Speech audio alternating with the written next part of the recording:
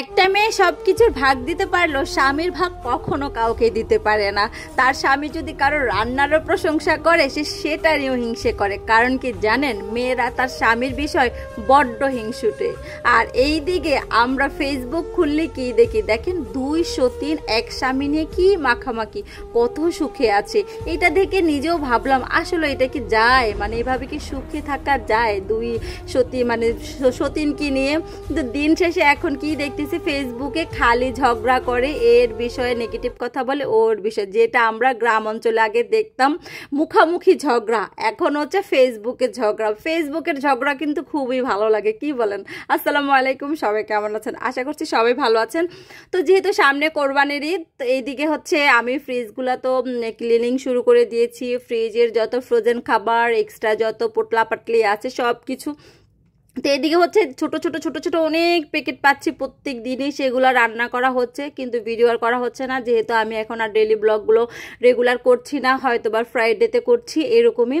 তো আজকে একটু করলাম। তো এদিকে হচ্ছে মুগ ডাল দিয়ে ছোট ছোট কয়েকটা পোটলা পেলাম, মানে প্যাকেট পেলাম। আমাদের গ্রামের ভাষা আমরা পোটলা বলি, হাইসেন না কেউ আবার। তো সেই মাছগুলো দিয়ে কী করবো, অনেক দিনের মাছ যেহেতু, কবেরকার মাছ নিজেও জানি না। তো চিন্তা করলাম সেগুলোকে ভেজে মুগ ডাল দিয়ে রান্না করে ফেলি, তাহলে মজা লাগবে। আর এভাবে রান্না করলে বাচ্চারাও খেতে পছন্দ করে। আর এদিকে একটু পাট শাকও ভাজি করব আমি, আমার জন্য আর আমার হাজব্যান্ডের জন্য। আগে পাট শাক ভাজিটা আমারও ভালো লাগতো না, বাট আমার হাজব্যান্ড খেতে খুব পছন্দ করতো, এখন তার সাথে খেতে খেতে আমারও ভালো লাগে। তো গতকালকে হচ্ছে মসুর ডাল দিয়ে রান্না করছি, আর আজকে হচ্ছে ভাজি করে নিচ্ছি। যে কথাটা দিয়ে আসলে শুরু করছিলাম, আমরা মেয়েরা কিন্তু নিজের স্বামীর বিষয়ে বড্ড হিংসুটে। দেখবেন আমরা কেউ মানে কারো মেয়ের দিকে তাকালো, হাসি মুখে কথা বললো, রান্নার প্রশংসা করলো, সেটাও মনে হয় যে মনে মনে খুশি হই না। ঠিক আছে, যাই হোক, আসলে আমরা এত হিংসুটে। কিন্তু ফেসবুকটা খুললে দেখেন কি একটা অবস্থা। আগে আমরা গ্রামে আমরা যারা বড় হয়েছি, এরকম 203-এর এরকম অনেক সংসার দেখছি, দুজনে ঝগড়া ঝাঁটি, স্বামী নিয়ে টানাটানি, একে বেশি ভালোবাসে, একে ভাত দেয় না, কাপড় দেয় না, মানে এগুলো অনেক দেখছি। কিন্তু সেইগুলো এখন অনলাইনে কি একটা অবস্থা বলেন তো। ফেসবুকে কোনো ভালো কন্টেন্ট রিচ পাচ্ছে না, রিচ পাচ্ছি এই টাইপের কন্টেন্টগুলো। তো যাই হোক, এগুলো সারাদিন দেখি, হাসিও আসে, দুঃখও লাগে যে এরা কেমনে পারে এগুলো, আল্লাহ রে আল্লাহ। তো এদিকে হচ্ছে আমার মাছটা আর হচ্ছে ডালটা ভালো মতো মানে কষানো হয়েছে, এবার একটু বেশি করে পানি দিয়ে অল্প আঁচে রেখে দিব। আর এইদিকে হচ্ছে ওই যে আবার আগেও দেখিয়েছিলাম, ফ্রিজে আম্মু গ্রাম থেকে লতি আনছে, সে একদম লাস্ট প্যাকেটটা রয়ে গেছে। বললাম না, ক্লিনিং যেহেতু শুরু করছে, একদম যত যত ফ্রোজেন খাবার আছে সব কিছু এখন খাওয়ার চেষ্টা করতেছি।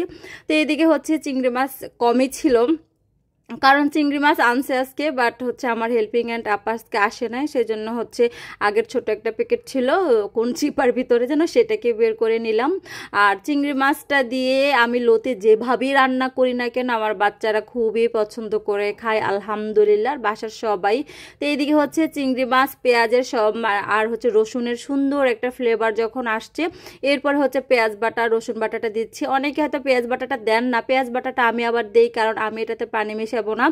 আর একটু ঘন ঘন গ্রেভি গ্রেভি হলে খেতে খুব ভালো লাগে, যেহেতু ঝোল থাকবে না, তো সেই জন্য আর কি। তো এটাকেও ভালো মতো কষিয়ে সুন্দর একটা ফ্লেভার যখন আসে, তখন হচ্ছে লতিটা দিয়ে দিব। আর ভিডিও করতে করতে অনেক গরম হয়ে যায় ক্যামেরা, মানে মোবাইল, তখন ফোন হঠাৎ করে কেমন যেন একটা অন্ধকার হয়ে যায়। তো অনেক সময় কি হয় দেখবেন, ভিডিওগুলো একদম কালো কালো, সেটা একটু ক্ষমা সুন্দর দৃষ্টিতে দেখবেন। আর ফ্রোজেন লতিগুলো কিন্তু বের করে সাথে সাথেই দিয়ে দিবেন টমেটোর মতো, আবার সেটাকে একদম বরফ ছাড়িয়ে দিতে যাবেন না, সেক্ষেত্রে কিন্তু লতিটা একদম মানে কেমন যেন একটা হয়ে যায়, খেতে আর মজা লাগে না। আর এদিকে হচ্ছে আমার মাছ রান্নাটা হয়ে গেছে, আমি এখন ধনেপাতা দিয়ে দিয়েছি। আর জিরার গুঁড়ি করা ছিল না, আর করতেও ভাল লাগতেছিল না, আর দেই নেই। তবে আলহামদুলিল্লাহ একদম মাখা মাখা সুন্দর, মাখা না একটু ঝোলে রেখেছি, কারণ ডাল তো যখন শুকিয়ে যাবে তখন কিন্তু দেখবেন আরও ইয়ে হয়ে যায়, মানে পানিটা কেমন যেন শুকনো শুকনো হয়ে যায়। তো এইদিকে হচ্ছে লতিটার বরফটাও ছেড়ে দিয়েছে, বরফটা ছেড়ে দেওয়ার পরে আমি একদম অল্প আঁচে রেখে দিব, এটাতে আর কোনো পানি দিব না, আস্তে আস্তে আস্তে আস্তে এটা মজে যাবে। দেখেন এই যে আমি ঢেকে দিব, এরপরে একদম প্রায় 25 মিনিট পরে আসব। এরপরে এই যে দেখেন ফাইনাল লুক, এটা খেতে এত মজা হয়। তো কেমন লাগলো আমার ভিডিওটা, আশা করছি ভালো লেগেছে। আসসালামু আলাইকুম।